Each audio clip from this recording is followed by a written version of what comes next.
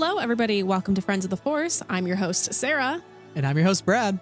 And I'm starting the show today, which if you go all the way back to 2024, tells you that this is going to be an Acolyte episode.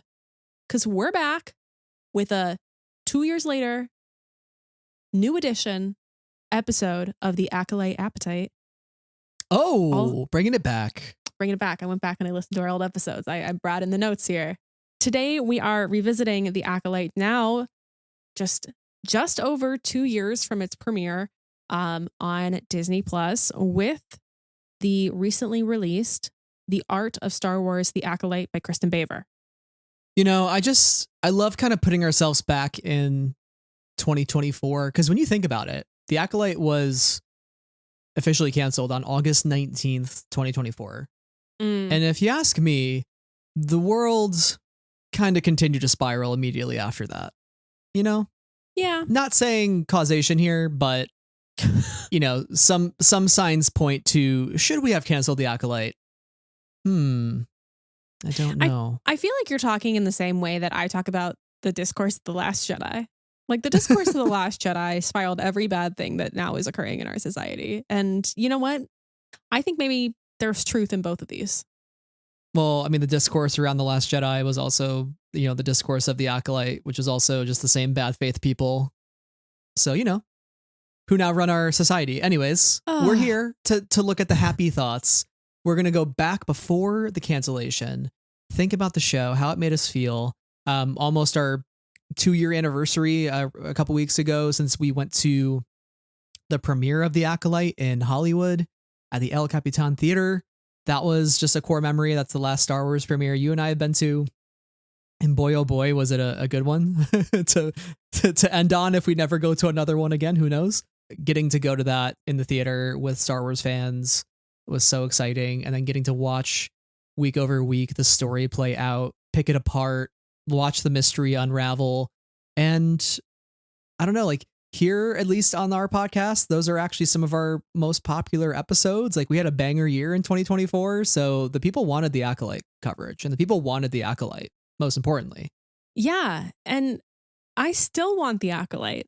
And that's what I walk away with after I've read this book and after I've gone back and having read this book, rewatched some of the episodes and where my heart is as a Star Wars fan, just in general. Bring her back. I love her. I miss her.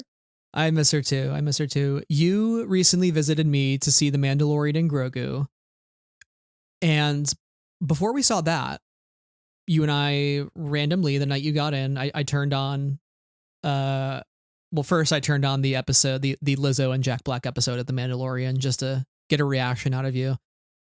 But then after that... It's rage baiting is what's happening in this friendship. Yeah. God, I love a good rage bait. But after that, I put on episode 5, Night of the Acolyte. Yeah. And we just watched the whole thing. How did that make you feel? It just rips. It goes so hard.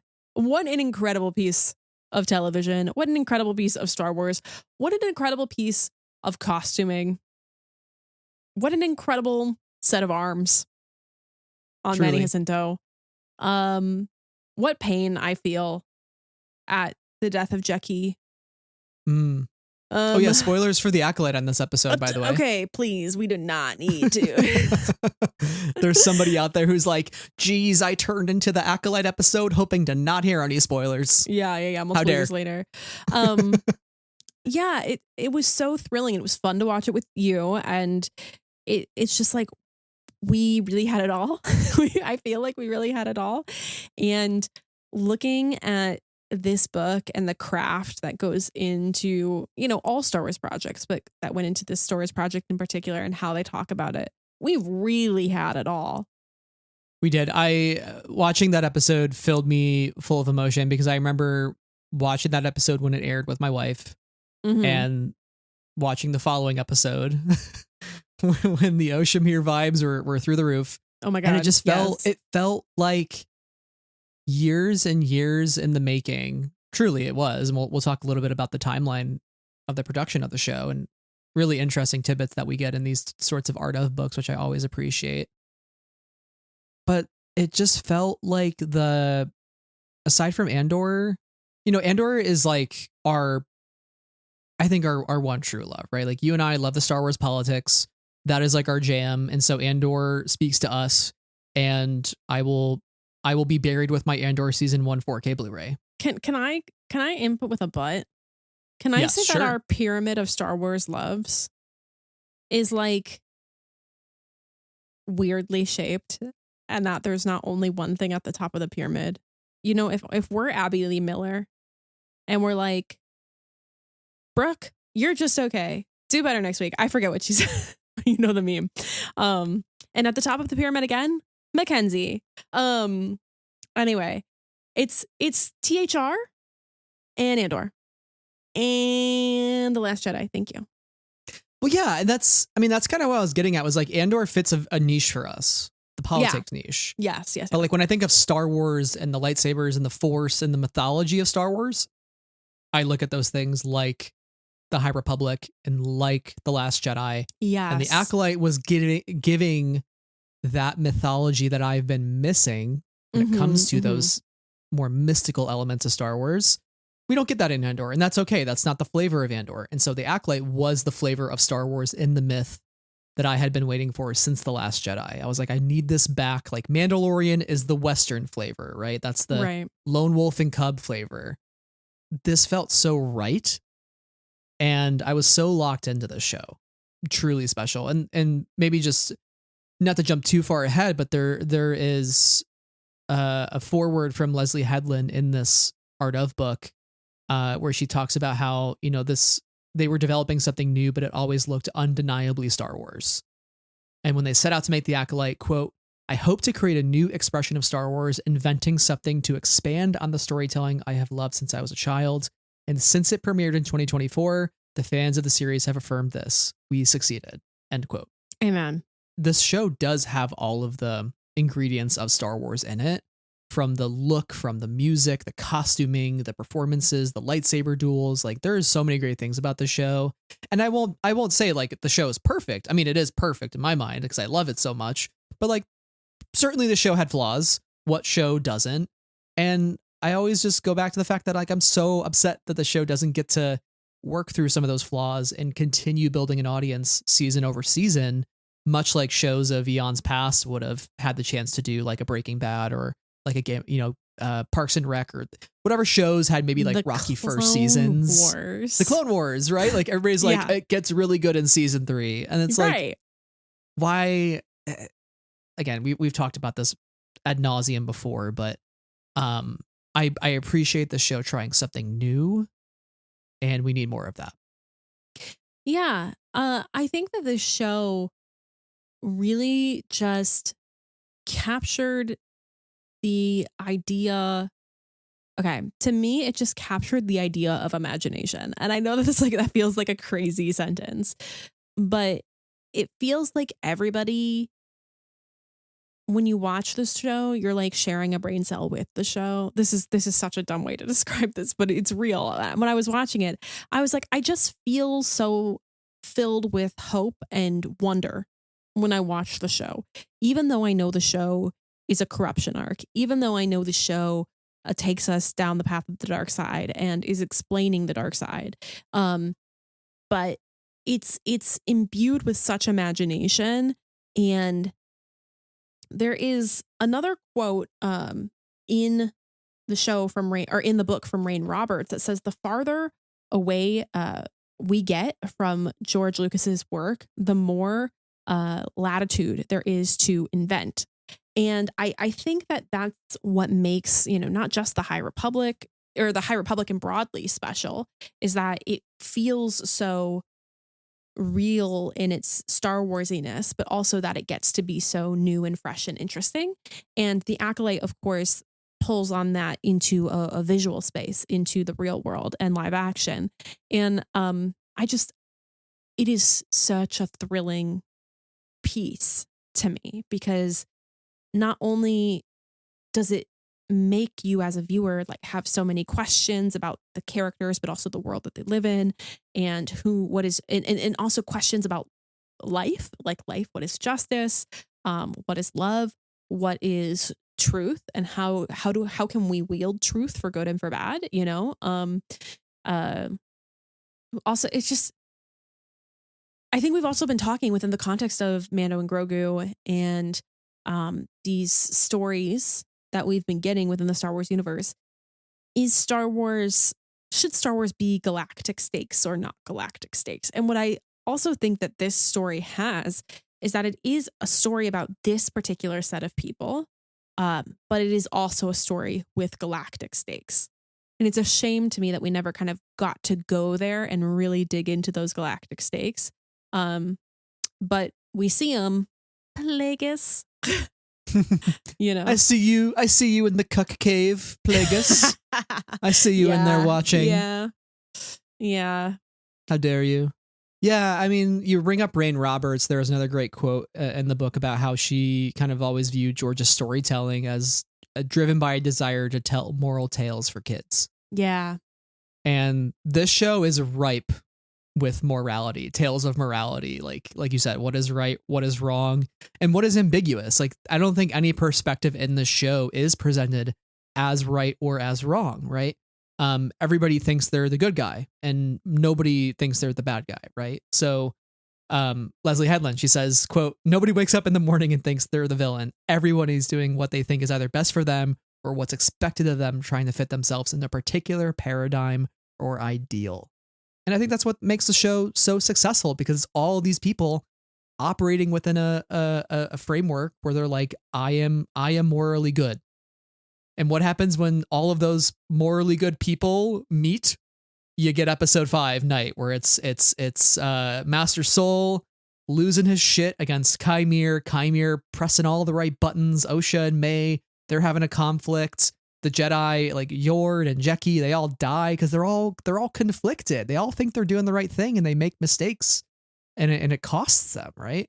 The villains are the underdogs here, right? The Jedi are the institution. So that's why this show is just so freaking good. It's just so good. And it's great because, as you said, there's such ambiguity here. Who's right, who's wrong? We all think that we're right. Is that Star Wars walked into the world? You know, the original Star Wars was such a very clear black and white vision of morality. These are the good guys who are right and just, and these are the bad guys.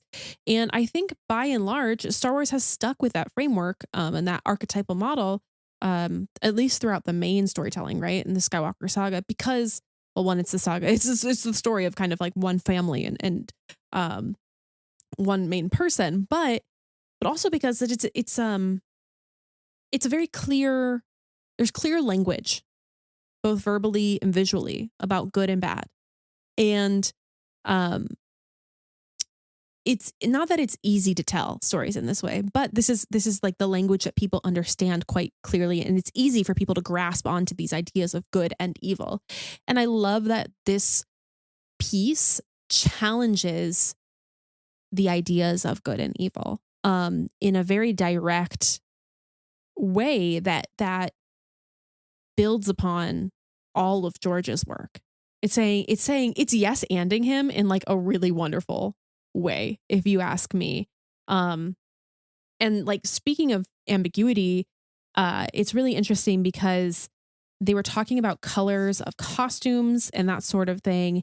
And they talked about using purple for the coven, because purple can represent, you know, an ambiguity, right? A mix of red and blue and sort of somewhere in the middle, but it also suggests royalty and this sort of elevated sense and elevated nature. And I thought it was interesting that, you know, these ideas and these symbolisms coexist. But I think it was Leslie Headland that mentioned that both Zam Wessel and Palpatine in the prequels wear purple.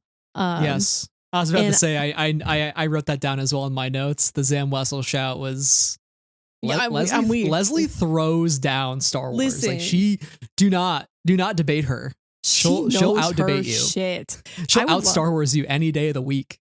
I would love to have a conversation with her, just like very casual at the bar, having a conversation about Star Wars and like what she thinks about goodness and evil. And because it's so clear that she thinks so deeply about these ideas, which within the context of Star Wars, which I love. But also I have to highlight, speaking of colors, like there are reds and blues in the Jedi temple, and there's a note that says this is kind of like meant to evoke this idea of the Jedi as police. And I was like, that's interesting, at least within an American eye and an American context. They're more aggressive and more dictatorial order than like later on. Also more morally gray. Are they good? And I thought that was such an interesting idea too. They're like, so here are the cops. We have the cops here. Yeah. Yeah, the Star Wars cops. It wasn't the pre-Morlana, it was actually the Jedi the whole time. They were the OG cops who destroyed the galaxy. Yeah. I actually wrote that down as well. That was the whole idea of the show dismantling the idea of the Jedi as monolithically good, I think is why it's so interesting, and also why so many people who really struggled with the show as well, or maybe pushed back on the show, because we've been so often trained to think the Jedi are the good guys. They want to help people. Of course, like they're out in the frontier, like saving people from pirates and doing all these things. And Qui-Gon freed Anakin, they're doing good stuff. But like Leslie's point is, every institution has the best, tries to have the best intentions, but even with those intentions, institutions are complicated. Institutions get big. And when they get big, they get flawed. It's why every time, a small company, a mom and pop shop or a small business or whatever, or like an app starts out small, and then it gets bought because it's a great idea, and it just keeps snowballing into a bigger and bigger thing. And eventually it's capitalism, and then just capitalism seeps its greedy hands into every aspect of that company or that app. And then it just gets shitified completely. It is. And that's what happened with the Jedi. The myth of inevitable or the myth of unending growth, Yeah. It's like, what happens when you have a Jedi Order where you just keep abducting children across the galaxy and indoctrinating them and teaching them the ways of the Force and how to use it. And that's the whole point of the show, is like, who is allowed to use the Force? Why are the Jedi dictating that? Yeah, and it's interesting. I was, watching again, I think it's episode 3, Destiny, where Master and Dara is like, we have a right to test children for the Force. And I forget exactly what Mother Anastasia says, but, she essentially says, like, we've been exiled and we've been, tortured or brutalized because of the way that we interpret the Force. And your question of like, who gets to use the Force, and it's like, who gets to use the Force, who gets to have ownership of the Force, and what does it mean for when the Force is present in somebody that they do not have autonomy over their own future and lives, because the Jedi, will take and train them. And I don't know, it's in Tales of the Jedi, we see that first episode, Ahsoka being taken as a baby, and these sorts of things, and we know that Anakin was in kind of late, and that caused some problems. And I wonder why that caused some problems. Oh, maybe because we brought in this girl when she was 8, and then that turned out to be kind of a mess in the Acolyte. These sorts of the way you can build through lines here. But this idea also of autonomy, of your own personal self, and how you engage with the spiritual world, which is an interesting thing. And I need 3 more seasons in a movie, like, so many ideas to just mine here. Yeah. And some great through lines to connect to The Last Jedi, which again, like this and The Last Jedi are probably 2 of our favorite pieces of Star Wars in the last 10 years, right? Luke tells Rey the final lesson that he gives her is the Force does not belong to the Jedi. To say that if the Jedi die, the light dies is vanity, right? Like it's separating, it's disassociating the Force from the Jedi. The Force is not the Jedi. The Force is the Force. The Force is everywhere. The Force is all things, right? I love Charles Soule's. Surround us and binds us. Charles Soule's prologue for Trials of the Jedi is just so damn good. It's so damn good. Oh my God. Yeah. Even if you don't read the High Republic, go to Barnes and Noble, flip that book open, and just read the prologue. Like, it's excellent. That'll get you hooked, actually, I think, That into you the High gotta. Republic. It's like I feel like the really good like little force nuggets are like that, the little interludes in Roth's novelization, and then, if I may, directly connected to Luke Skywalker, the second story in The Legends of Luke Skywalker by Ken Liu. When will I not bring it up? Okay. Fishing in the Deluge, which I think if we think about that book and we think about, what in that book is real and what is not, that is the real one, of course, because he does that spearfishing on Octo. And I think that opportunity gave him a wider perspective in the Force, as he went on a lot of journeys in the Force after the events of Return of the Jedi. That one's one of my favorites. Yeah, it's that's a great one. We need to revisit that at some point. TLJ 10 coming up. Let's think about it. Would love that. But yeah, I mean, again, I think this is why some folks struggle with the show and The Last Jedi in particular, because it's like, I think so often we see ourselves, we want to see ourselves as good. And so when we watch Star Wars and we look at the Jedi, we're like, that's the version I want to be. I want to be like that person. And then when you have a commentary within the Star Wars media landscape about actually the organization and the people that you look up to are flawed, it then becomes a thing about me where it's like, oh, I'm flawed then, right? And like, then it becomes this kind of protective self-defense thing where you see Luke hold up the lightsaber against Ben Solo and you're like, I don't like that because that's not something Luke would do. And it's like, well, Luke would do that actually because he is his father's son. He is the son of Anakin Skywalker. And Leslie, this great quote, and I'll flip over to you here from the Art of the Acolyte. She says, quote, "We all have complex parts of ourselves that are sometimes at war with each other. Sometimes they're in harmony. It is the balance of these parts that ultimately makes us human. I think that's why I loved Anakin's story so much, and it dictates how we move through the world and how our societies are structured," end quote. And so it's this idea that we have darkness and we have light in all of us. Sometimes we got to reconcile with the dark in order to strengthen the light. And the Jedi are totally separating those things. Yeah. I want to go back for a second to your thought about, handling criticism or how people handled like The Last Jedi and the Acolyte. And I think we all kind of feel that way, like regardless of how you land about these things, if you care a lot about them, right? If the change in direction or the direction that the characters take in either of these shows is challenging the narrative we build up about a particular character or person in our head, then that can feel like cognitive dissonance that feels difficult to reconcile because you never imagined, people who didn't like the way Luke's direction went. I really love it, but like some people say, I can't imagine him making those choices. There's I really love the book Call Me by Your Name. This is a 2-second tangent, I promise. I really love the book Call Me by Your Name. I really love the dad in Call Me by Your Name. He's got an incredible scene in that book where he's talking to Elio and he's giving him some beautiful wisdom, and it's just a wonderful scene. There is a second book that takes place like 18 years later, and it includes both Elio and his dad. And his dad has like left his wife and is like dating other people. And I hated that book. I hated it because I was like, I can't see this happening in any version of the world of this character. I just don't. And so I understand when people can take that personally, because I have taken it personally, in particular media that I've read. And I think that, that caring so much about something, whether you love it or hate it, the way that gets a reaction out of you, is an interest, it's like a valuable way to engage with things. I think we want to have opinions on things. We want to feel something about the media that we see.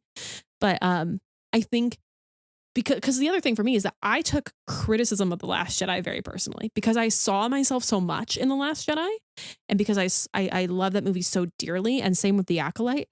I took some of the criticism very personally, especially in the TLJ era because like Rose Tico is my everything. I love her more than words, and the way that some people talk about her felt like they were talking about me. And was that the truth of the situation? No.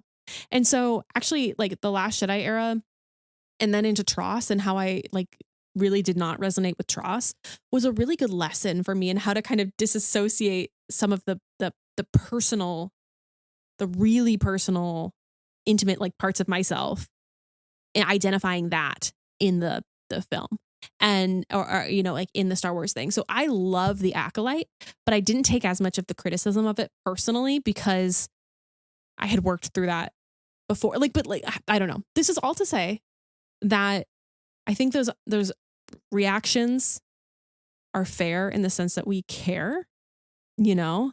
It's like, then how do you move forward with that and actually engage in the conversation of it?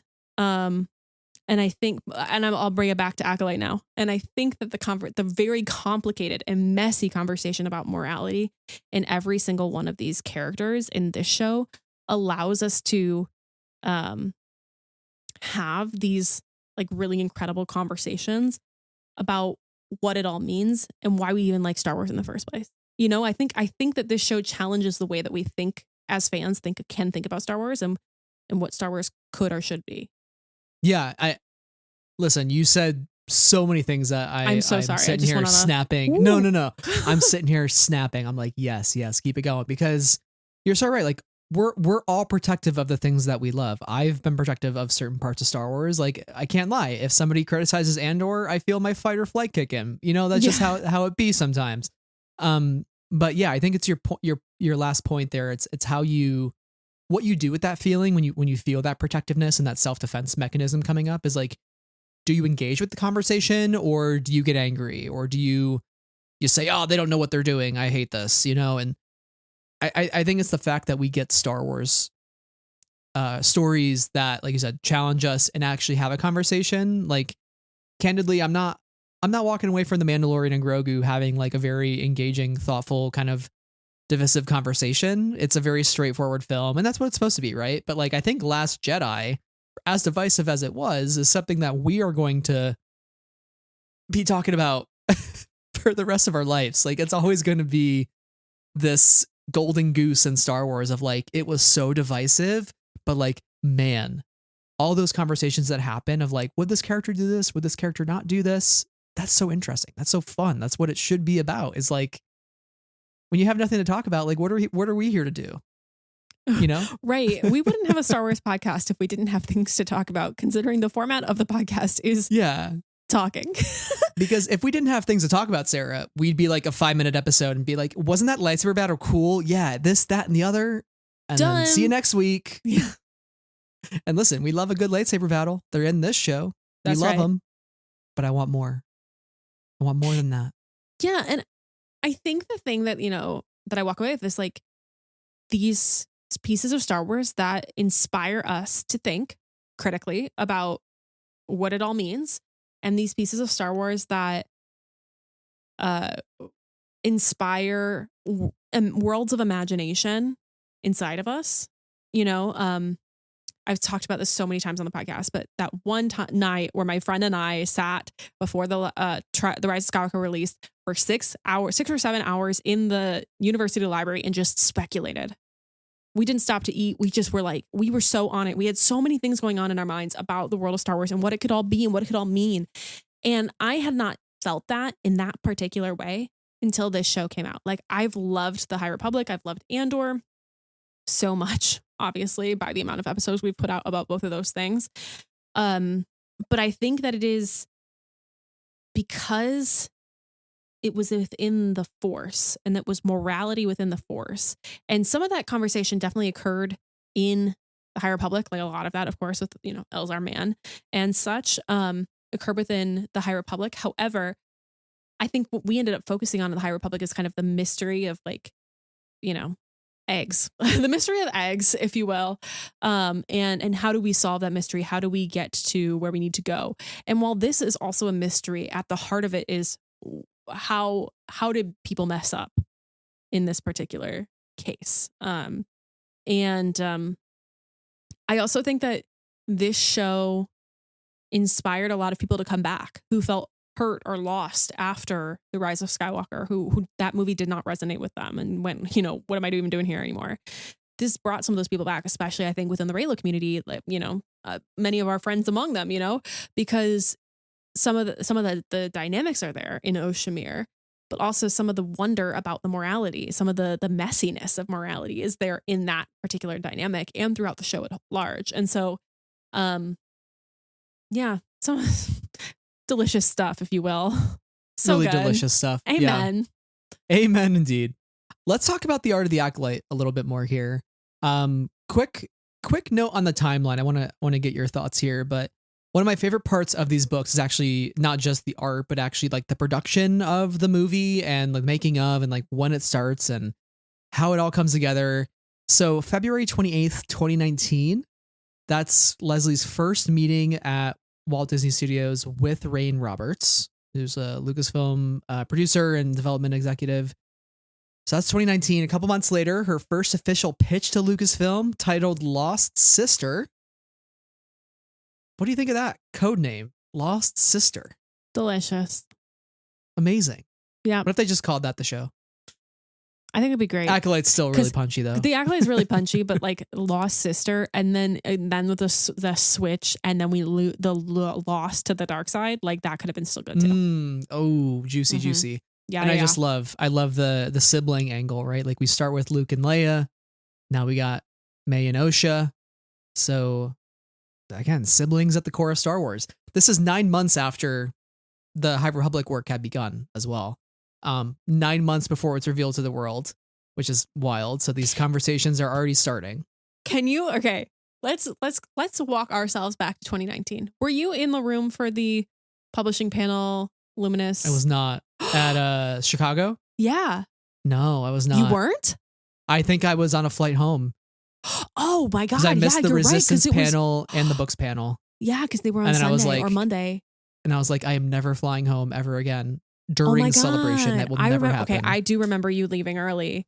Yeah, so I think it was on that last day, and it was like announcing that.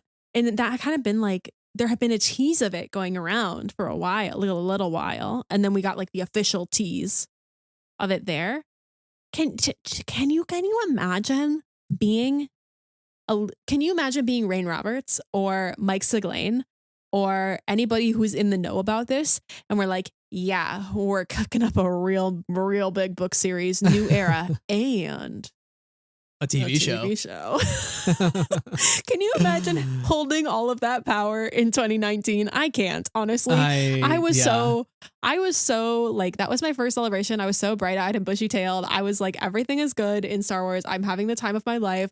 It's so exciting. There's Kelly Marie Tran, the Rise of Skywalker trailer, Resistance, all these things that I love. Oh my God. Books. And then like, we're cooking up the best thing that's ever going to happen to you, basically.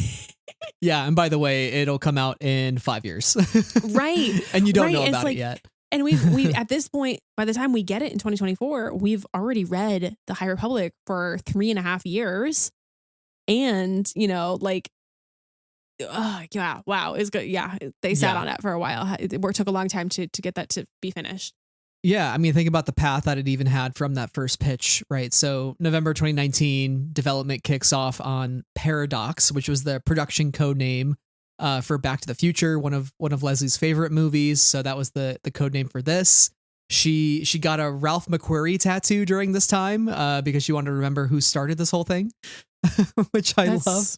So real of her, actually. I know. And then she went to Skywalker Ranch to do a couple of screenings of Casablanca to get some inspiration for the Moroccan-infused streets of Olega, Crouching Tiger, Hidden Dragon to kind of get that fluidity of fighting style, and Cowboy Bebop, which is that bounty hunter space noir blended with a ambiguous morality kind of tale.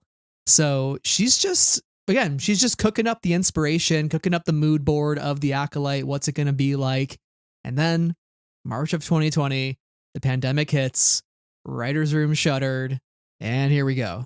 We got a little while to go, but not too long, because December of that year we had the incredible Lucasfilm showcase virtually with Kathleen Kennedy in a green screen area with all of the projects that are coming. One of them being the Acolyte, and you and I were like, "Huh, that sounds interesting." That was a crazy day, actually. Now that you mention it, I remember that. I think did we watch it? Did we like talk to each other while we were watching it? I don't remember if we talked to each other, but we recorded like very quickly after it happened. Yeah. 'Cause it was live streamed. Anyway, continue. Yeah. So July 2021, Headland meets with Kathleen Kennedy and they start up production again. And then over a full year and a half later, November 2022 is when principal photography starts. So like this thing had a long journey. And by the way, principal photography starts in November 2022. And we get Vernesta Rowe, Rebecca Ferguson herself, or Rebecca Ferguson, Vernesta Rowe herself, out at Celebration, 6 months later after production starts to say, hey, I'm in the Acolyte, and here we are. They had, and in this book as well, it says principal production, it lasted at least 109 days, 102 days, 112 days, something like this. I wrote it and then I goofed it up. So this says 116. I don't know if that's true, but that's when Amanda Stenberg finished their scenes, like wrapped. So that lasted for a really long time too, 4 or 5 months. So it's incredible to get these behind the scenes glimpses and realize how much time is spent on the whole thing. And I think that like we can understand that in abstract in a lot of ways. It's like, for instance, Hadestown's been on my mind recently. And it's like, well, Anais Mitchell first conceived Hadestown in 2005, and you're like, yeah, 2005. And then I like really think about it and be like, oh, I was 7 years old and now I am 28. And this now Broadway musical is getting its pro shot. It's going to be out in theaters. I'm very excited. Don't worry about it.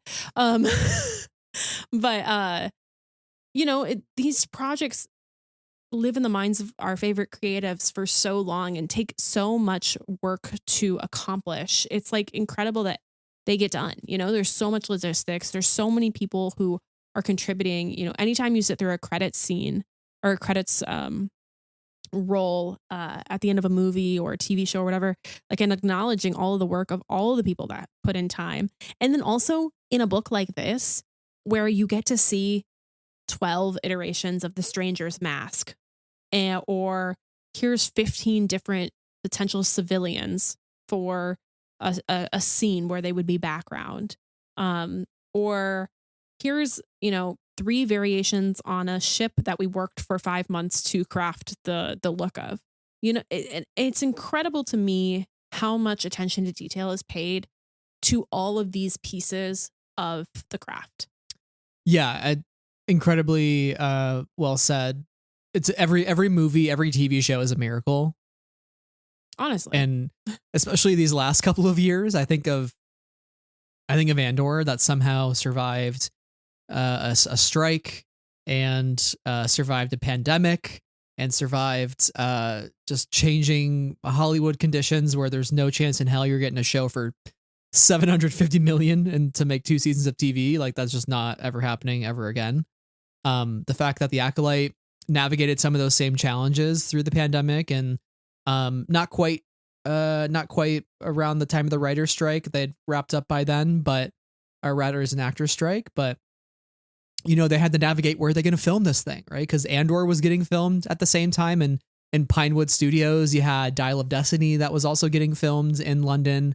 So they had to figure out where in the United Kingdom they were going to actually shoot the Acolyte, because they didn't want to use the volume as much. They didn't want to shoot this in Los Angeles. They wanted to focus on practical effects and in-camera capture and location shooting. And there's tons of detail in this book about the locations that they actually used to film some of these scenes. And I think one of my favorites was I think the abandoned mine or something that they used to film the Coven Fortress. I think that's another thing about the show that I love so much when it comes to feeling authentically Star Wars is, whereas on some shows I feel the presence of the volume. I think of like Obi-Wan Kenobi as an example. Sure. That is very volume heavy. Like, I feel it every shot. This show, I don't ever really feel that. I think of some of those like really big establishing shots of the forest, or even Olega, or like inside the bar right at the beginning of the show. There's just so many great location sets, And I just admire the hell out of it. I love how they got to that spirit of 1977 in a way. That's like a phrase that Leslie and production designer Kevin Jenkins repeated all over the shooting this film, was like, or this movie or a TV show, like, we want the spirit of 77 in this thing. And I think they achieved it. Yeah, I really feel that. And I loved hearing from Kevin Jenkins a lot throughout this book. He contributes a lot of quotes about pieces that he created, and also just about production in general. And it's so cool. I think one of the most interesting tidbits about locations actually is about Kofar, because when you think of like the scale of that forest, and like we get the kind of establishing shots of the real world plus CG and all that. And then we find out that the set itself, Kofar, took 16 weeks to build and then was filmed on for about 4 to 5 weeks. It's 70,000 square feet, 160 real trees, and thousands of ferns. And they like kept it damp, or, you know, they kept it like so that the trees would continue to live and thrive like in this studio, in this studio environment. And they said that I think it was raccoons that took up living in there as well, because they also liked the studio environment that they had built. All of the greens, probably pretty safe in that regard. Can't believe those raccoons didn't even know, hey, I live in Star Wars right now. I live in, yeah. They're gonna Star Wars is gonna it's like the Game of Thrones where the Starbucks cup is in the shot. It's like there's a raccoon running across the back of the shot, and they're like, that's a raccoon, like we have to rename it in a Star Wars sort of way, something like that. But also they talked about Kofar was maybe initially pitched as Kashyyyk, which, can I just say, there's also hashtag talk of missed like opportunity. No, yes, no, yes, no. For me, yes. It's interesting because they talk about, okay, well, Brendok initially started off as Dathomir, and then Leslie had conversations and was like, well, maybe not all witches live on Dathomir. And so I was like, okay, maybe we create a new idea of witches in Star Wars. And not all witches that was a note from Dave sisters. Filoni, by the way. Yes. Very based Dave Filoni, I must say. Yes. Great call out there, Dave. Definitely. Do something different. The covens are awesome too. I like that we have a different type of witchcraft in Star Wars. Yeah, and as we talked about so many times in our coverage of the High Republic, I love a new interpretation of the Force. This, of course, also goes back to Fishing at the Deluge, but like we get it here, and it's so exciting and interesting. And I think that it just adds to the beauty of the galaxy far, far away. So cool. Speaking of Kofar, this is where we meet the stranger for the first time in his form and all his bicep glory. Let's talk about him. The helmet. Yeah. The helmet, I think one of my favorite pieces of this book, and yours as well, is all the different designs of the helmet. And it all comes back to the smile. We got to have the smile somehow. Leslie had a very clear vision of like the smile represents like the insanity that this character experiences, this kind of grotesque, slightly sinister thing, right? And so one of my favorite details was like it was giving the feeling of, quote, Sith on a budget. This idea that like Chimere welded this with his own limited resources. He kind of did his own Star Wars version, in-universe Star Wars version of kit bashing, much like the people who make Star Wars do to create the sets and the environments. And so it kind of gives this like handmade feel to his helmet, made of cortosis, which I think is just, again, like Leslie pulling from Legends there in the Old Republic. She's the GOAT because Chimere headbutting a lightsaber is still the coolest damn thing I have ever seen in my life. Yeah. It is so cool. Yeah. And we have to shout out to creature artist Nick Tyrell, who was ultimately like, who created the design that was chosen and that ended up being his mask. And then I love that within that same, this is on page 155, if anyone wants to go read this part. A design element, there's a slight frill at the back of the helmet, a design element that dates back to the franchise's samurai influence and notably first seen in the Vader design. It hints at a link between the Stranger and the Star Wars sequel trilogy masked antagonist Kylo Ren, an idea storytellers took from the design. So we're working on these designs. We're working on the designs. Oh, Ren. It felt like it foreshadowed a possible connection to the Knights of Ren with the Kylo Ren shape we landed on, Headland said. We just started to go in that direction. It was going to introduce Darth Plagueis, who had to end up with Palpatine as his apprentice following the rule of two. Yada, yada, yada, all the Sith, this and that. And that's from Leslie Headland. So I love the idea that them playing around with design and what do we want this character to look like led to this idea that, of course, we didn't get future seasons, but that would have been absolutely central to future seasons and gives us the galactic stakes of the dark side. I thought this was such a cool piece of information to learn. Yes, the fact that this show was set up for so much potential. And I think this section that you're reading from like really sent me over the edge.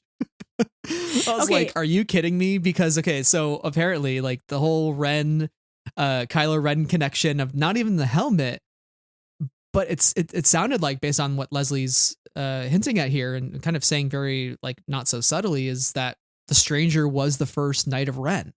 Yeah, I think she's talked about this in some interviews too around the time the series was releasing. Yeah, so this is not kind of news. Hinted at it, yeah. Yeah, not this like is not news, but it's still or, like, yeah, it's like, wow, like we're really putting it out there. Yeah. And, you know, we had heard in that episode at the very end when Chimere says, you know, something along the lines of like the depths of our despair. I forget the exact quote. But Michael Abels added a musical cue from Kylo's theme, and that's confirmed in this book to say like, no, that was actually intentional. And sometimes, you know, the music heads of Star Wars, I consider myself one of them because I listen to the soundtracks all the time. He listens to the past present suite every day. Listen, we get the Camino mystery theme in the Acolyte as well. The do do do do do do do do do do do do. We get that in here. There's so many juicy tidbits. But the Kylo theme, are you kidding me? We were gonna have him be the original Ren. It was all connected. Were Chimere and Osha gonna split off from Plagueis and his cuck corner and go start the Knights of Ren and be super hot together in their dark leather and their helmets? See, actually, this gets even better when you start to think of it that way. It's like, okay, he goes and creates the Knights of Ren, and then Plagueis, it's like they're restarting the Sith together, and then him and Plagueis like have a breakup. and there's a schism in the dark side. In religious terms, there's a schism, and so he goes and he creates his own thing, and then like the Knights of Ren like survive in darkness, you know, while the Sith get to be a little bit more prominent for a while. I don't know. Leslie, come back. So fascinating. Leslie, come back. Please come back. The possibilities here are insane because now not only do you have like the dark side and the light side, but now you have like a rupture within the dark side, like you said. Like now there's two opposing forces. It's like who's going to emerge from that to fight the Jedi? Clearly, we know it's Plagueis and Palpatine, but then like what are the implications for Chimere and Osha? Like where do they go if they kind of quote unquote lose that battle? And also is like, was the line in the sand like, am I allowed to have a hot girlfriend or not? You know? Because, you know, I don't think really the Sith are into romance either. The Jedi are not into romance, but maybe not the Sith too. But then, you know, Chimere as the stranger, he's like, well, I'm into romance. He's like, I have needs. And yeah, and Plagueis is like, well, that's lame. Have you not been thinking about the dark side? And Chimere's like, I have a hot girlfriend. Consider. And Plagueis is like, I would literally never. And this is what would have happened in later seasons. I'm so glad. Oh God, there's so much here, but oh God, what if she died? Like, oh God, oh, there's so many things to consider. Okay. I got to bring it back to the Stranger's Mask for 2 seconds while we're feeling insane over the Stranger and Chimere and all of the mask interpretations and just like this idea of his insanity and like the fact that he is not he's so broken from whatever happened to him, whatever path that he's taken in the dark side. There's a piece on, if anybody has the book, I recommend, or you go to your local Barnes and Noble or whatever and pick it up. 157 called Identity Crisis, where it's like the mask has two faces, one terrifying, and then you flip the page. Imagine me 1 a.m, sitting in bed reading this, and I flip the page 158. Now, this is terrifying. Imagine if General Grievous had 3 eyes, all of that bone as mask, like, you know, the way that he's kind of encased in the bone and not the mechanics, and then just fully exposed teeth, big smile. I was so jump scared by this. I can't even, who cooked this up? Who cooked this up? Martin Rezard? How dare you? How dare you, Martin? How dare you scare Sarah? I was so creeped out. I was like, I'm not going to be able to dream tonight. Let's flip the page. And then we got to the final set of iterations for the design of the mask. And yeah, it's such an interesting and effective case study for this character, because, you know, I called him the Tooth Fairy for the longest time, and I still will, because I can. And he deeply unsettled me because of how smiley he was. And I just think that the character design is so brilliantly effective. And it's a shame we didn't get to see more of him getting to be, I mean, also, like, what a get, Manny Jacinto in that role, and as Chimere and the Stranger, and the different things that he is doing with his voice and his body and the way that he moves. Incredible work. Yeah, I'm just obsessed by the insights in this particular chapter. Him and Amandla, the 2 biggest losses of this whole thing. I feel like there was so much there, so much potential, and then to finally get Plagueis on screen after 20 some years. Oh God. Oh man, we were this close to greatness. Not that it would have like taken the Plagueis. Have you ever heard the tragedy of Darth Plagueis the Wise out of the meme territory? Because that, I mean, Rots is meme, like meme is Rots is meme, and they're perfect, you know, and not to disregard the work of James Luceno in the Plagueis novel, but it would have been really interesting to like recontextualize the story of Plagueis within the context of canon, in live action, in a way that, like, when you went back and then watched Rots later, it would feel probably a little different, that monologue, just because live action has a certain power and weight to it. And especially since, you know, the Plagueis novel as it is not canon. Yeah, totally. It definitely legitimizes Plagueis more in a way than him simply being a boogeyman that Palpatine is telling Anakin about. And I think at the very least, if we never see the show again, at least we got that little cut corner moment with Plagueis creeping out from the shadows. And I think that's just so cool. I love that Leslie cried. It's in the book. She says she cried when she first saw the first iteration of Plagueis. And I love that for her. She's probably been waiting to do that for so long. And the fact that she could pull that trigger. I mean, I can't imagine the conversations that happened to bring that to fruition, to be like, we're going there.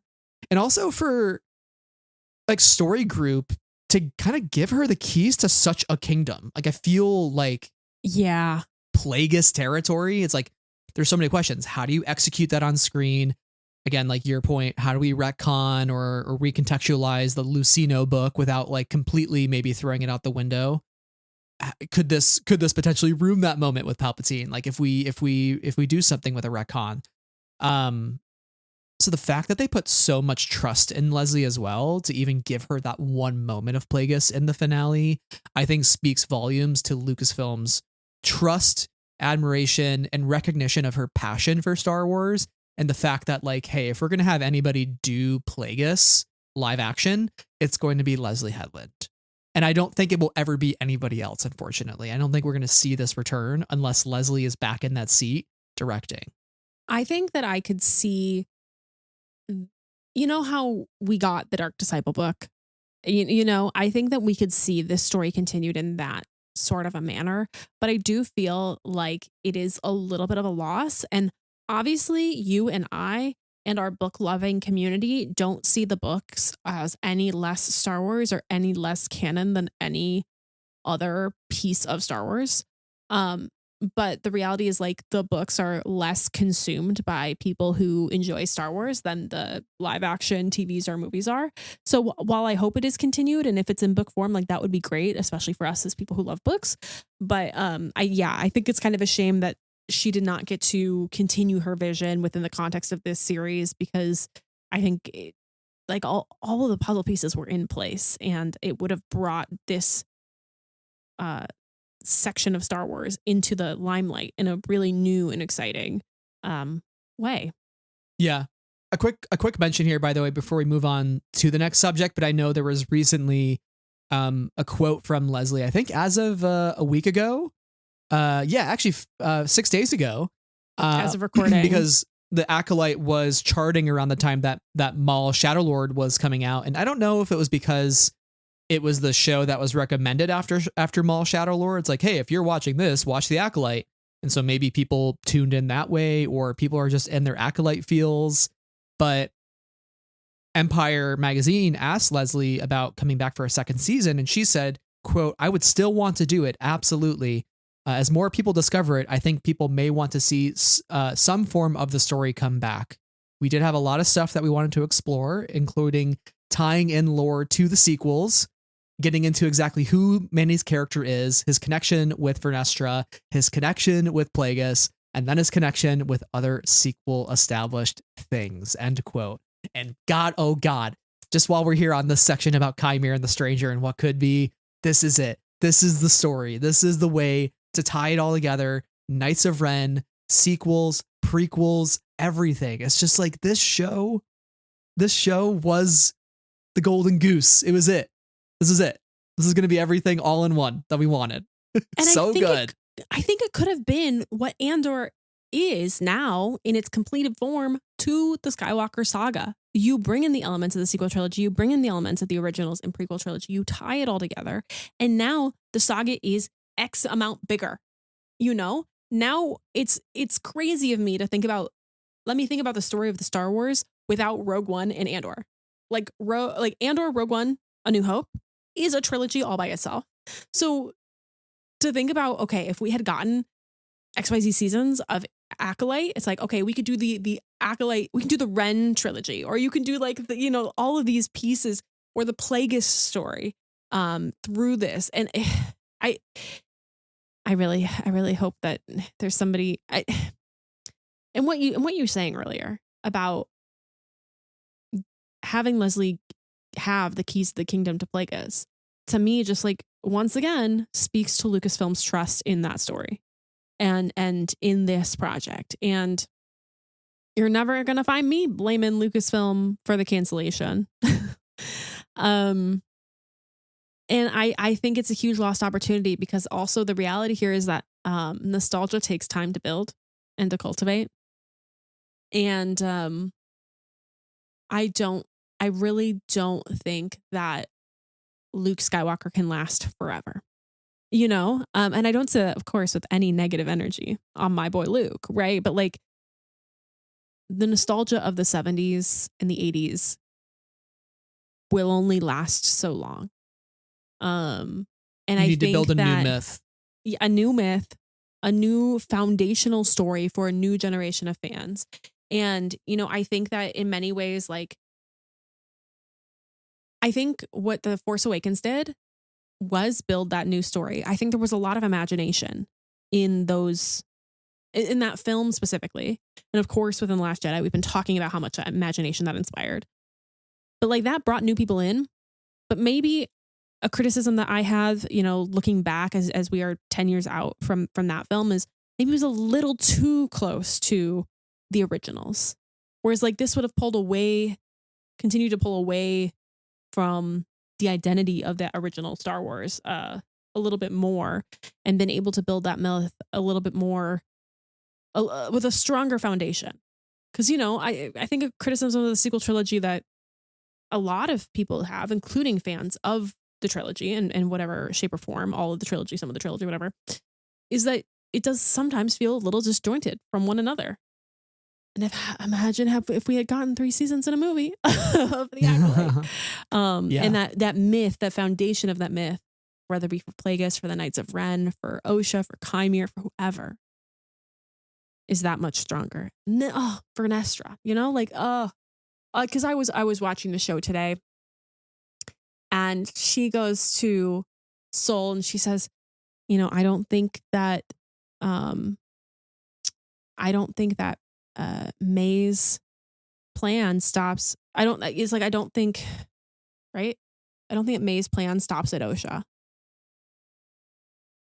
And she was concerned that there was something bigger. And immediately in my mind, I went, oh, she lived through the High Republic. Oh, she had the paths. Oh, no. And imagine if we had gotten to see 3 seasons in a movie of her grappling with a new threat that she doesn't have the answers to. Yeah. I mean, the best we can hope for is,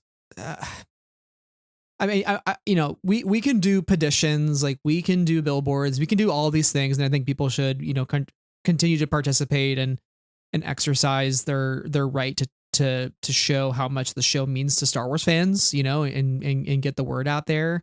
But at the end of the day, it's trying to get through a $1 billion mega media conglomerate to try to invest millions and millions of dollars into more of this. And we know the first season was pretty expensive, much like Andor, right? Because again, a lot of location shooting, I'm sure that played a part in the cost of the show.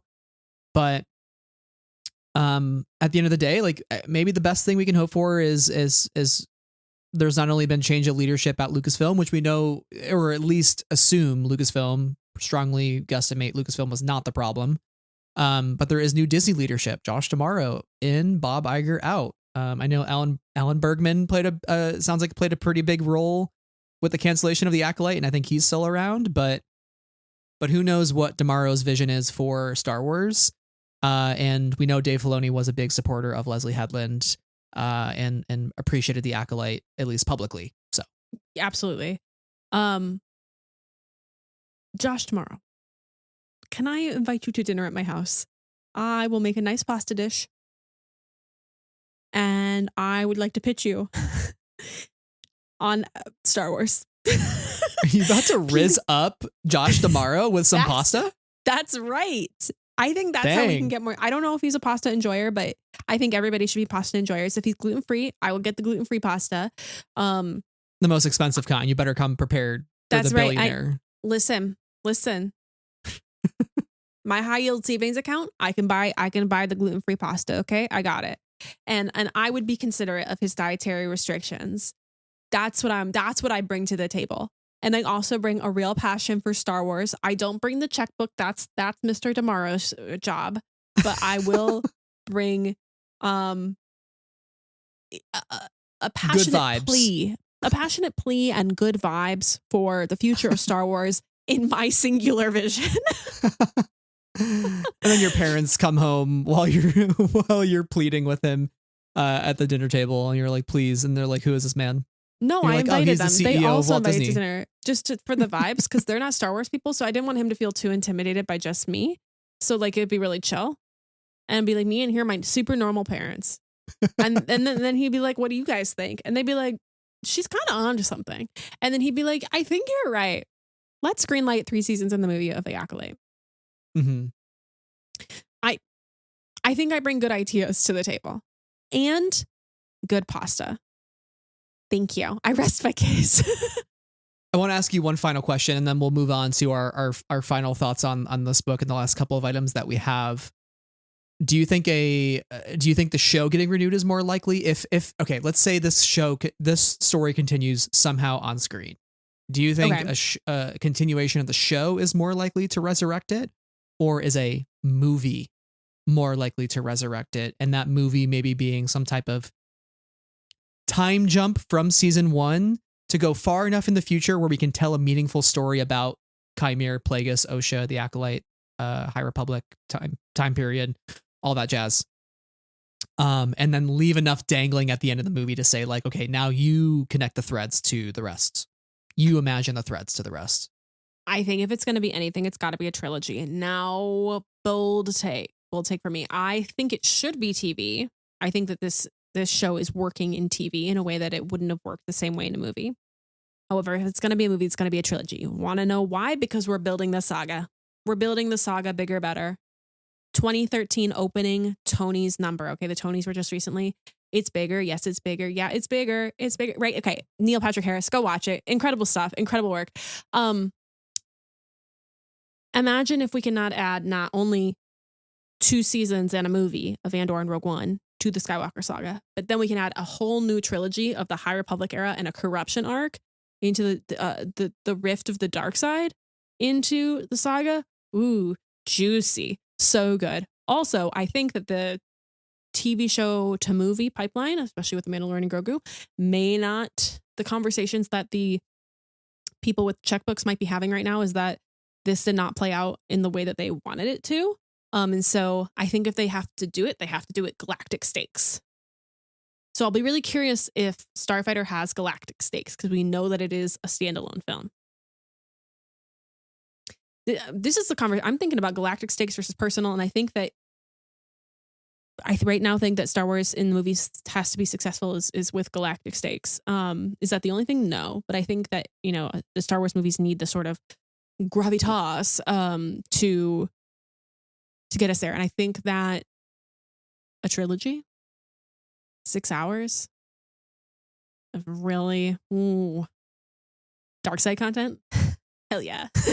You know, really makes you think. Back when Disney acquired Lucasfilm, should they have done a sequel trilogy, or should we have just said, hey, brand new myth, let's go back like 200-300 years and we start with a trilogy that is Old Republic, High Republic.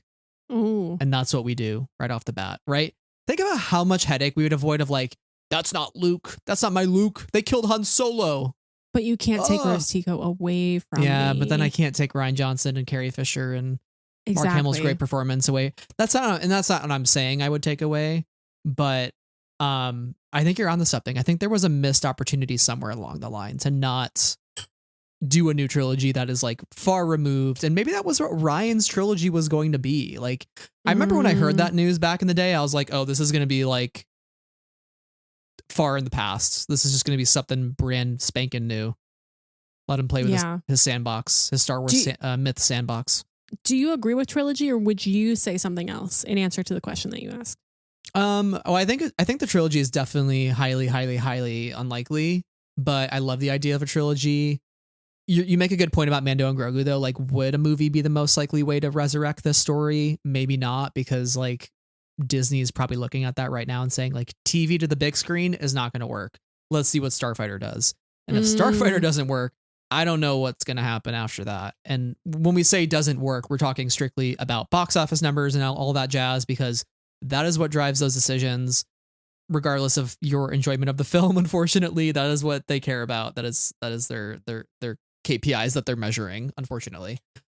Yeah, I don't know. I don't know. I would love for Leslie to come back and do more of the show. I think there's a lot more runway to tell story.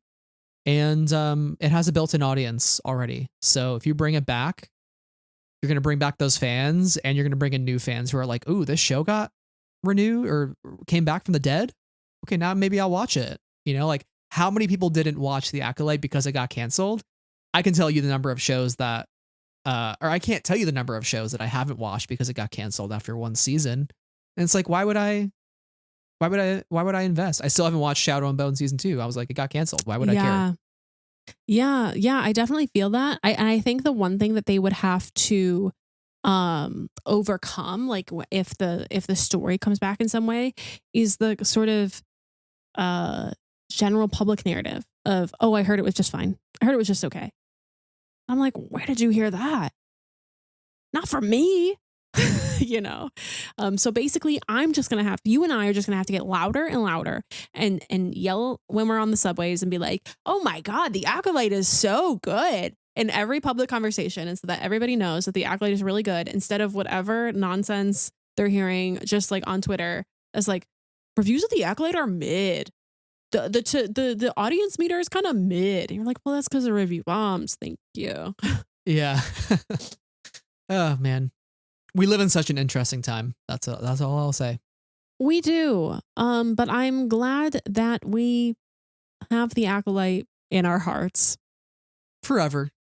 Forever. Although we don't own the Blu-ray, because that still don't have one. Where is the Blu-ray? Where's the Acolyte Blu-ray? Where is the Andor Season 2 Blu-ray? Can you give me some physical media, Disney? Because if I don't own it, I get scared. I get scared you're going to pull a Willow on me one day where you're just like, tax break, remove the Acolyte off streaming. Right. And that is scary thought. The worst. Worst case scenario. But let's move on from the scary thoughts. Do you have anything else that you wanted to cover about the art of book, anything about the show, the Acolyte itself that we haven't already discussed? I feel like we had a pretty good conversation, pulled some nice tidbits from this, but anything else that you flagged? Oh, goodness. There's a great comment about Soul that I would like to bring up. It says Soul is the ultimate Jedi because he's like deeply committed to the values of the Jedi Order and yet feels like true human emotions and a deep connection to Osha. And I thought that was just like such an interesting idea that he's this ultimate Jedi. And we know that like he studied like Lee Jung-jae studied Liam Neeson's performance as Qui-Gon Jinn when he was crafting his performance, which I think is so interesting. But I love the idea that like these Jedi get to do a little bit more and be a little bit more. Oh, one note about the bleeding crystal. They said it had the idea of pollution. And I was like, oh, juicy. I think those are probably my main notes. Oh, I have one more. It's about May and Osha's hair. There's a discussion about their hair and how can like their hair stay over the course of production, because they shot the film shot the TV show for a long time. They said they painted her locks with acrylic paint and then weighted them with a metal powder mixed with silicone to twist at the end of each lock. And that created the way that they moved and like settled in action scenes, and also allowed the hairstyle to be maintained over the course of production. I thought that was just such an interesting tidbit of how they put these characters' hair together and like created that iconic style that they both wear. Totally. Yeah. The costuming and the hair and makeup in the show is next level. God, there's just the artistry of the show is so good. I need to do a full rewatch at some point. Again, I only watched Night, but there are just so many other good episodes that really make the characters in the world feel bigger and more authentic. And it's very clear from this book just how much passion was there. And again, I want to see them continue that so badly. Mm-hmm. I actually had a couple of odds and ends myself. One of those about May. There was some concept art about May's Sith armor, which was inspired by 16th century armor worn by the cavalry in the English Civil War. Also has some like Egyptian and Gothic fantasy elements imbued. So I thought it was interesting that like May had Sith armor, and I started to go down the rabbit hole of, okay, well, is this like May's Sith armor from future seasons that were concept arting, or these things that maybe would have gotten used in the future and they're just kind of throwing in this book for funsies? It begs a lot more questions for me. If Chimera made his own helmet, was May going to make her own armor, kit bash her own stuff together? And they're just going to be walking around all shiny and new and hot. I love the idea of that. I'll take 10 seasons, please and thank you. Yeah. I also had in here a note on Kel Naka, where 95% of his house is buried underground, which I thought was pretty wild. Because we really only see that first floor where Jackie and May fight. And then he was also meant to originally have a fully shaven head, and but his whole body is hair, so they didn't do that. That would have been really weird. So funny to me, like that comment of like he was supposed to have a shaved head, but then we've realized that he was all hair. So we gave him a ponytail because it would look cool. It would also look cool if his hair was down. Yeah. So that's interesting. A shaven Wookiee. Who would have thought? Leslie Headland, of course. Got lighter, bushier eyebrows, a fuller mustache, and more ginger in the cheeks. Oh, man.